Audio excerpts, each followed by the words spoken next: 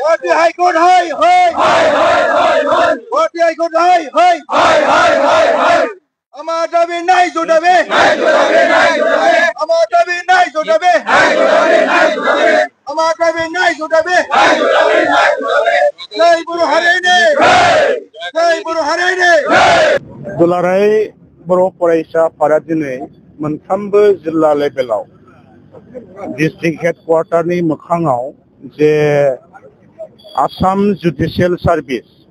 बेनि ग्रेड 3 नि जि मोनसे एग्जाम जानो थांगासिनो दं आरो लोगोसे junior assistant administrative assistant district court official language proficiency बे मोननै जि मोनसे पस्टनि एग्जाम जानो थांगासिनो दं बेवहाय ग्रेड 3 नि पेपार 5 आव 50 मार्क्सनि बर' माने क्वेश्चन फैनांगौ बर' रावजों आरो बिनिफ्राय लैंग्वेज प्रोफिशिएंसीआव 20 मार्क्सनि बड' क्वेश्चन फैनांगौ दं बियो गोबाव सम जाबाय बेखौ लानानै दुलाराय बर' फरायसाफोरा आसाम गभर्नमेन्ट आरो हाई कोर्ट बिथांमोनजों सावरायदों गोबां मेमोरेन्डामबो साबमिट खालामदों आपिल खालामदों नाथाय खालामसेयावबो कोनो दिनै फिथाइ थायाखै बेनिखायनो दिनै बिनि नायज बिनि जि जास्टिस बेखौ मोननांगौनि सार्थआव दुलाराय बर' फरायसाफोरा बे माने एडभार्टाइजमेन्टखौ दिनै जों सावनाय जादों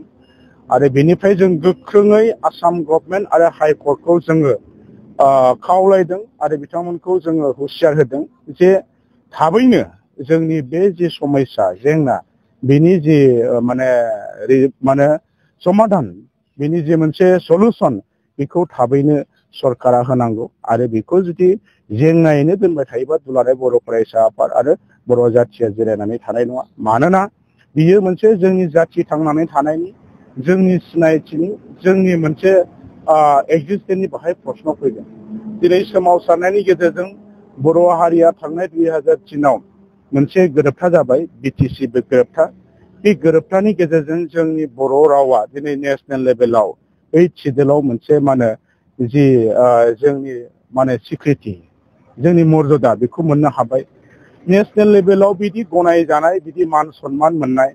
आरो दिनै इउनिभार्सिटि लेभेलसिम जोंनि लेंगुवेजआ थांबाय सोलिबाय दिनैहाय पिएइचडि लाबाय दिनै इउपिएससि दिनै एपिएससि आनजादावबो दिनै अपसनेल साबजेक्ट हिसाबै जों बेखिनि बेबस्थाखौ मोनबाय दा बेफोरखौ मोनसेयावबो दिनैहाय जोंनि जे जुडिशियेल सार्भिसनि जे मोनसे एडभार्टाइजमेन्ट बा रिक्वायरमेन्ट बाहाय जे पेपार 3 आव ग्रेड 3 नि बर' लेंगुवेजनि 50 मार्कखौ मानो होनो हाया 20 मार्क्सनि बर' माने रावनि जि कुइसन मानो होनो हाया असमियाखौ दिनै बाध्यतामूलक खालामदों जोंखौ दिनैहाय माने कम्पालसनाव दोनदों बर' हारिया आसामाव जोंहा निजा जोंनि जि सिनायथि दङ राव दं हारिमु दं बिजों दं दिनै फरायबाय थादों हाजार मानसिया दिनै ग्रेजुवेट खालामबाय दिनै पिजि खालामबाय दिनैहाय दिनै मा होनो पिएइचडि खालामबाय गोबां बर' बिजोंजोंनो क्वालिफाइ जानाय दं एलएलबि फरायदों बिथांमोना दिनै बे साख्रिखौ लानो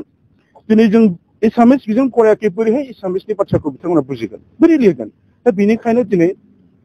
कनस्टिटिउसननि जोंनि जि लेजिटिमेसि जोंनि डिमान्डआ लेजिटिमेसि दं बेनिखायनो बेखौ सरकारा थाबैनो समाधान खालामना होनांगौ आरो जुदि समाधानखौ बिथांमोना खालामाबा जोंथ' दिनै डेम'क्रेटिक भाषाजोंनो बिथांमोनखौ खावलायदों जों रिकुवेस्ट खालामदों नम्र भाबैनो जे चिफ मिनिस्टारा जोंनि हाई कोर्टआ बिनि सायाव थाबैनो बेबस्था नांगौ आरो नङाबा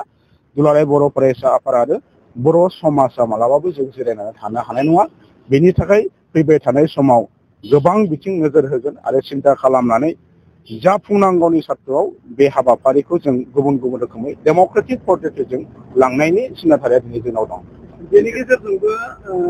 गुबुन आनजादफोरावहाय एसामिसखौ कम्पालसरि खालामनाय नुनो मोनदों बेहाय बर' मिडियाम फरायनाय गोबां जेंना नुगासिनो बे बेलायाव मा फोरमायगोन बे गासै जिहेतु जोङो दिनै नुबाय सोमावसारनायनि गेजेरजों जोंनि सुप्रिम सेक्रिफाइसनि गेजेरजों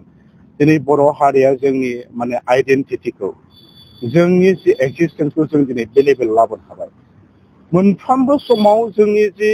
नांगौ जोंनि जि गोनांथि जानाय बेखौ सरकारा जोंनो गोरलैयैनो होफेरखायाखै जायखिजाया बिथिङावनो पलिटिकेलि हक ससियेलि हक इकनमिकेलि हक कालचारेलि हक बा गुबुन साइडआव जायखौ लानानै मोनसे जाथिया पूर्णांग जाति हिसाबै थांनानै थानो हायो दा बेफोर बिथिङाव बर' जातिखौ जों दिनै नुदों आसाम गभर्नमेन्टआ माने बिमा बाथुलनि नोजोरजों नायबाय थादों होनांगौ होननानै बिथांमोना जोंनि जि अधिकार कनस्टिटिउसनेल जोंनि जि राइट बे राइटखौ मालाबा होफैफेराखै गोरलैयै बेनिखायनो दिनै गुबुन गुबुन जेंना दिनैहाय एग्जामनि बेलायावनो हक बा बिभिन्न खेथ्रआवनो हक दिनै जोंनि सायाव जि मोनसे डिभाइड बिथांमोननि जि मोनसे साप्रेसन एन्ड अप्रेसन बे बिथांमोननि मेन्टेलिटिया दाबो टटेलि जोबाखै बर' हारिखौ आसामनि मोनसे थागिबि हारि अरिजिनेल मोनसे सन अफ द सयल होननानै बिथांमोना बुङो खिन्थु गोरबोजों नङा बिथांमोना सिनसियारि नङा बिथांमोना मा होनदों बर' हारिखौ माने गोबाना लानो हायाखै दा बिनिखायनो बिथांमोना बर' हारिनि जौगानायखौ लुबैया नामा जों बेखौसो लुबैयो नाथाय दुलाराय बर' फरायसाफोर आरो बर' हारिया जोङो बेफोर खुनु थासारियाव मालाबाबो माने गंग्लायनानै थाग्रा नङा जोङो कमप्रमाइज जाग्रा नङा जुदि बर' हारिया एबसुआ जेंनाखौ गिनानै फासयग्रा मोनब्ला जाथिया दिनै बे लेभेलसिम फैनाय नङामोन मोनथाम सुखिबो जानाय नङामोन जोंनि सिनायथि जोंनि राव हारिमुआव बे लेभेलसिम फैनाय दा बेनिखायनो नोंथांमोना जि सोंदों गुबुन गुबुन जे एग्जामफ्राव दिनैहाय असमियाखौ बायध'तामुलक खालामदों कम्पालसनाव खोलैदों बिनि सायावबो गासै बाथ्राखौ लानानै दुलाराय बर' फरायसाफोरा दाबिखौ जों लाबाय थादों आरो फैबाय थानाय समाव गासैबो समजों लोगोसे जेंनानि समाधाना फैगोन जों बेखौ आसा खालामदों